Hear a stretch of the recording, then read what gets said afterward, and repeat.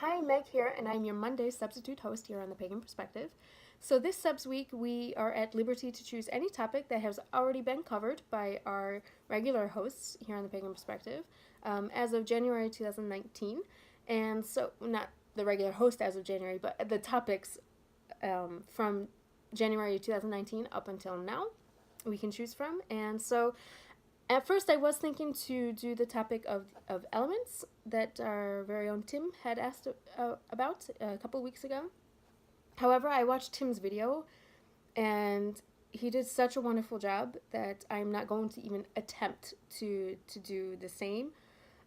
So if you did not watch his video on the elements, I highly recommend that you go and watch it, because he did a magnificent, just a wonderful job explaining how he sees the elements and how they're all connected and how they work and how all the elements are within all of us, no matter which one we're born under and whatnot.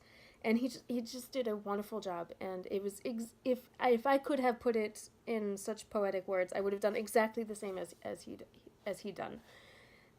So go watch his video on the elements. With that, a side note, the element that I feel most connected to and that I work the most with is fire. This had been long before I had even realized that I was actually born under the fire element. And so I just always had this connection with fire. It always worked for me. And whenever I would think that, oh, I would like to do something, a spell for that or for this or whatnot, fire would automatically come to me, like use fire to do this or use fire to do that.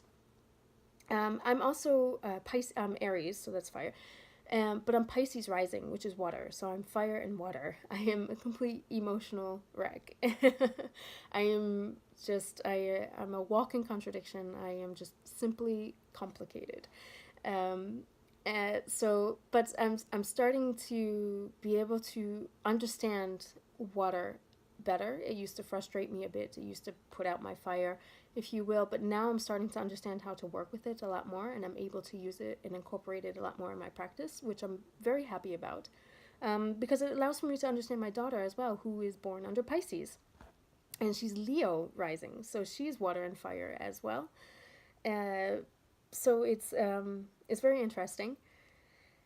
So I mostly use fire, mostly connect to fire. I feel a lot for water, and I'm really starting to understand water a lot more. Earth tends to suffocate me quite a bit, but I'm starting to understand it and understand how I can use and incorporate it in my practice. And I come to realize that Earth, for me, has a very strong impact on my love life, actually, which I find very interesting. And now that I know that, I'm able to perceive and work within relationships with people different, not just intimate relationships, but relationships in general, with people better. I'm getting much better with relationships thanks to the earth element and how I can incorporate that in my life. And then there's air. And air I have a very complicated relationship with, being fire. Very, very complicated relation, because it either feeds me or it just puts me out. I have quite a few friends that are air elements, but they are friends that I can't be around for very long, because in the end it's just completely exhausting, and I've lost my flame and I've lost all my energy. And then there are other times where I'm feeling really down, and it takes a good breath of air, an air friend that just comes in and pumps me right up, or an air spell that comes in and just makes the flame go higher. So that's really good. However, in the love life, air, I've learned my lesson. So it can be very passionate in the beginning, but boy, does it die out quickly and hard. I have to be wary of air as far as love life goes. But then again, watch. Those are the elements for me personally. I think each element deserves or merits its own video of its own, should I choose to, or if you would like for me to do it on my personal channel, where I can talk more about how I use each element in their own separate videos on my personal channel. But really, go and watch Tim's video. He did such a wonderful job. I can't, if I could thumbs up it a million times, I would. He did a wonderful job. With that, I did want to cover the topic of how to incorporate family in your practice. Now, I too, I think it was Mama Willow who asked this question about how to incorporate family in her practice, being a solidary, which or solidarity. Solidarity, that's good too, but a solitary, which for 10 plus years, and now she would like to incorporate her partner and children in the practice. So I have a daughter.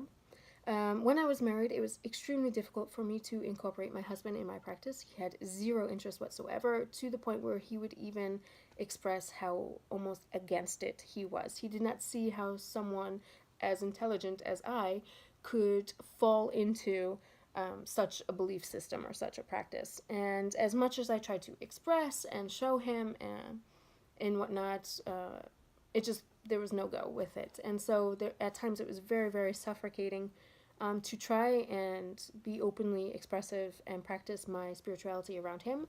So I found myself not just a solitary witch, but I really had to not hide that I was practicing, but try to make sure that it wouldn't bother him, if you know what I mean. So when it came time for the holidays, I couldn't be as in the holiday spirit as I would have liked to be at the time. So for that, there was just no way around it. I tried everything, but wanted zero interest whatsoever. Whereas my daughter, now more and more, she's much more curious about what I'm doing and why, or why do we do this holiday? What does this mean? And for children, it's very, very important to have this cyclic routine, if you will. And so the wheel of the year works very well for that, because we always have some sort of celebration within short periods of time. And kids love it. They love to have something to look forward to, something to celebrate, and something to do as family. And so for me, it was very important, not just for my own spiritual practice, but for my daughter, for her growth and well-being as well, to have this sort of routine, cyclic holiday system to look forward to. And so we do use a wheel of the year, which sort of differs from the majority of pagan, well, I can't say pagan, but like the Wiccan wheel of the year, it differs from, and whatnot. That could be another video, but we do follow a sort of wheel of the year. And so what I do is I tell her that this holiday is coming up. This is what it celebrates this. This is how I celebrate it, and this is why I celebrate it like this. Should she choose to participate with me, I let her.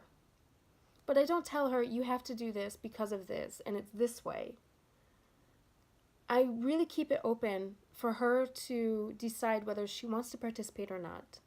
And if she does decide to participate, if she has an idea, like say she prefers to work more with water, being that she's more water than fire, I tell her, okay, how would you like to work with water? And I let her decide and go with her gut, her feelings, her spiritual connection between soul and ego with the universe, to find her way, to find her magic.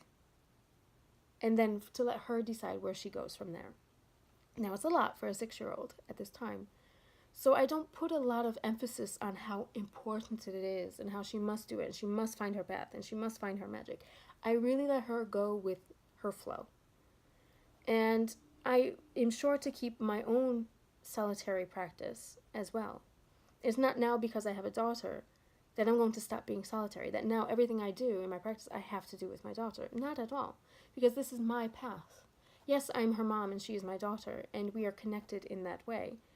But I'm still me, and I still have my beliefs and my spirituality, and I still need to attend to them to keep myself well. I can't try to keep incorporating someone else when this person, she's not really ready, in a sense that she doesn't have all the knowledge and experience that I have on this path, as well as her knowledge and her experiences will differ from mine, which is completely normal and completely natural. And so I really need to keep my own solitary practice on the side, as well as when I do holidays, that should she choose to want to participate, I keep it open to where she can easily come in and participate with me. And whether that be she finds her own way to do her own sort of symbolic celebration, or whether she copies and follows exactly what I do. whatever she chooses. But the door is open and the choices are there for her to make. I don't force my belief or practice on her at all. There was even last year where she did not want to celebrate Ostara at all. So she saw me do something, but she did not participate at all. This year, she was completely into Ostara. We did it over 4 days. We had 4 days of Ostara. 2 years ago, she did not want anything to do with the solstice. She wanted Christmas. She did not want the solstice. Whereas last year, she was completely all solstice and she did not care for Christmas at all. So I let her decide. I let her have her own experiences, make her own observations, and then thus make her own choices. And nothing is set in our belief. We are not, we don't follow a religion. We don't follow a dogma. We don't have a set of rules that says you do it this way because of this, and that's that. It's really open. There are some years for Samhain where my house is just one huge shrine to everyone that has passed.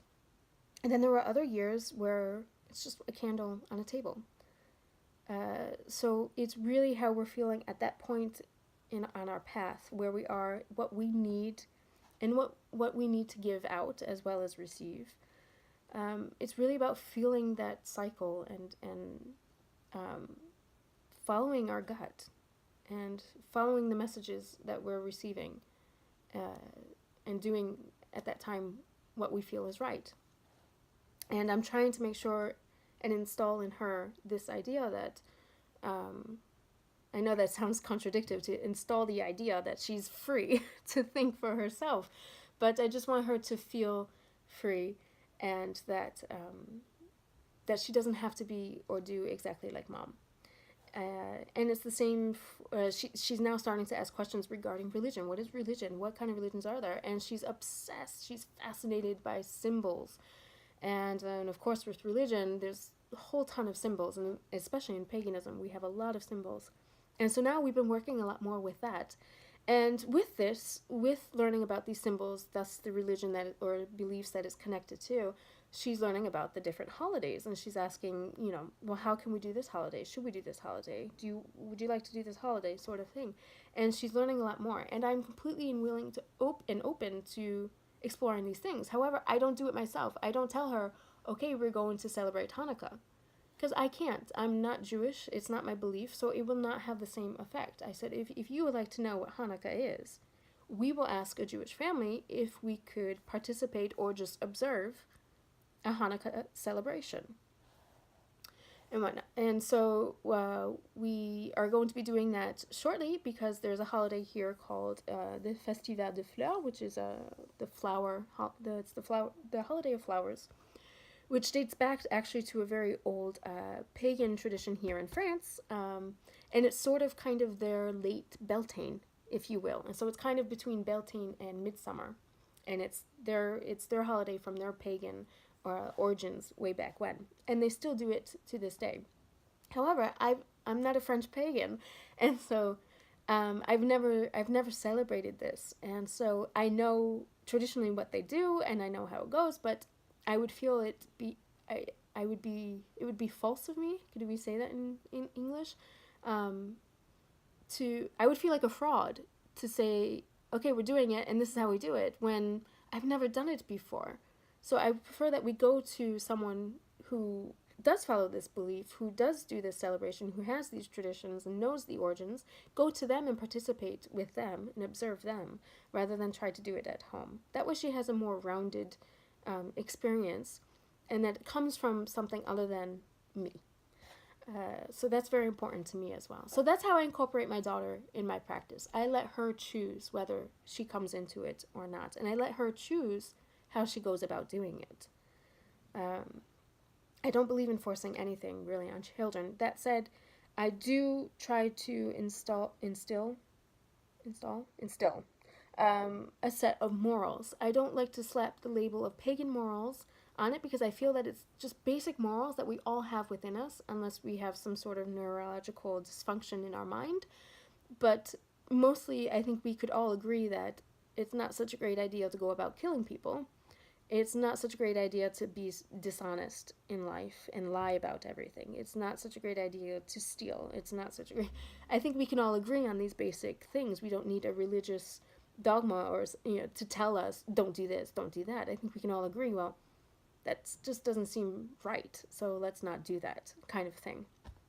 Of course, there's always the but or if sort of thing, like don't lie, except maybe when, to protect, or don't kill, except maybe if someone's trying to kill you. But at this age, she's 6 years old, it's a bit complicated to go in that direction. So for now, I just tell her, we don't hurt animals, we respect nature, we don't kill, we don't lie, we don't fight, that sort of thing. The basic set of rules that we give children. But I bring it across to her as a moral. I tell her, we don't do this because da-da-da, or how would you feel if da-da-da. That way she can think about it and connect a compassionate thought and emotion with it, rather than just a set of rules, if you will. So I think I covered what I'd like. I think Yucca's video on the very same topic was very good. I did like everything she had to say. So yeah, I incorporate her in my practice in that when we go out in nature, I believe I'm passing on to her the deep respect that I have for nature and how thankful I am and grateful I am for this earth. And I even find her sometimes talking to the wind. Sometimes when the wind is blowing, she'll say, "Wind, I really need you to stop right now. I'm trying to ride my bike," or something like that. And she'll talk to the elements. Sometimes, just the other day, I lit a fire in the fireplace, and a spark went off because there was some air in the wood or something. And a spark went, and it kind of jolted her. And she goes, "Fire, I don't like when you do that." So how can we make it so you don't do that? And then I had to explain to her about the composition of wood and so on and so forth. But anyway, I do find her talking to the elements as well. She talks to the flowers. She talks to she loves to talk to bees. So whenever there's a bee around, she's like, "Oh, bee!" She likes to talk to it. But I think that the respect and the wonder of nature, I think I've passed that on to her. And hopefully from there she'll be able to sort of find her own path, because that's what's important. She needs to find her own path. As well as I need to keep my solitary practice as well, because I am my own self and I have my own path to follow. She needs to find her solitary self as well and find her path and find how she wants to experience and go about her practice. It's key. For any magic to work, we have to feel it deep within ourselves. And if we're just copying someone else, chances are we're not going to feel a thing, and it's just not going to work for us. So for her, it's an open door. So I just wish her all the luck. And I'll be here to guide her, but I won't tell her what to do. That's my view on it. So until next time, take care and safe journeys.